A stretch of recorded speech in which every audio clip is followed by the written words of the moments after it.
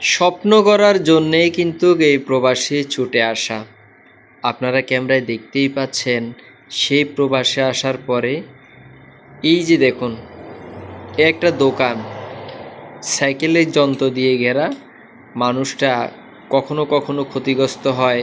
এগুলো রিফারিং কাজটা যে কতটা কষ্টকর, আসলে যেই মানুষটা এই প্রতিষ্ঠানটি গড়ে তুলেছেন সে মানুষটাই তার সেটা বুঝতে পারেন। আমি তার সাথে দীর্ঘক্ষণ কথাও বলেছিলাম। সে মানুষটা বলেছিল সফলতার গল্প নিয়ে মানুষের কাছে শুনতাম প্রবাসে নাকি অনেক সুখ, আর এখন আসার পরে সেই সুখটা হারে হারেই টের পাচ্ছি। তারপরেও স্বজনেরা এবং অভিভাবকেরা যখন জিজ্ঞাসা করে তুমি কেমন আছো, তুই সে ব্যথাটা নিজের কাছেই রাখি, পরিবারকে কখনোই শেয়ার করি না। কেবল হাসি দিয়ে বলি আমি এখানে সবচেয়ে বেশি আনন্দিত আছি।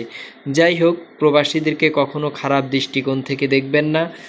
প্রবাসীরা হাড়ভাঙা পরিশ্রম করে যে অর্থ রেমিটেন্স আমাদের দেশের সচরাচরের জন্য দিয়ে যাচ্ছে, দেখতে পাচ্ছেন খুবই সুন্দর সুন্দর জিনিস কিন্তু তিনি সংগ্রহ করে রেখেছেন। বিশেষ করে প্রবাসী বাঙালি যারা রয়েছে তারাও কিন্তু এই প্রতিষ্ঠানটাতে আসে এবং আসার পরে যতটুক তার দ্বারা সম্ভব হচ্ছে তিনি প্রবাসী বাঙালিদেরকে কিন্তু খুবই কম রেট এবং সুন্দর করে তিনি প্রবাসী বাঙালিদেরকে এগুলো লাগিয়ে দিচ্ছেন।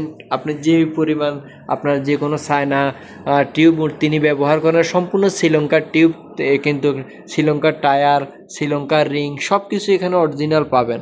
কারণ একজন বাঙালি তিনি বিশ্বাস করে প্রবাসের টাকা আয় করাটা কতটা কষ্টকর। তাই আমি তাকে বলেছিলাম আপনি অন্য কোম্পানির মাল রাখেন কিনা, তিনি বলছেন না। তাহলে আমি যদি একজন বাঙালিকে কষ্ট দিই, সে কষ্টটা আমি নিজেও পাই। যে কোনো বাঙালি যদি আপনার সাইকেলের কোনো কাজ করাতে পারেন, অনায়াসে ইব্রাহিম ভাইয়ের কাছে আসতে পারেন। তিনি কিন্তু তার সর্বোচ্চ চেষ্টা করে কম পয়সা আপনার কাজটা তিনি করে দেবেন।